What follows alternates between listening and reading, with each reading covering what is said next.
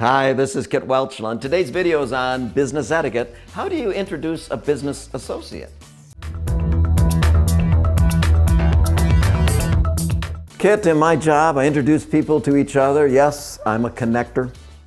It just comes naturally to me, but I've been thinking maybe I should double check if I'm doing everything I could and doing it properly. You know, this demonstrating proper etiquette thing, well, whether I'm doing it correctly or not, maybe I need to make a few adjustments. When we are introducing business associates, we want to be sure to approach it with professionalism and with mutual respect. It does get a little tricky when there is a group of business associates. So we want to introduce business associates in the most respectful order and sequence. When you're trying to decide who to introduce first, think to yourself, who do I want to show respect first? The most important person, the person most senior in age, and if everyone in the room is the same level of rank and similar in age, you would say the female names first, followed by the male names. If you're giving the introduction, say, I'd like to introduce you, or this is, or a similar phrase followed by their name. Next, be sure to offer some information about each person or a topic of common interest to make it easier for the two people to get a conversation started and keep it going.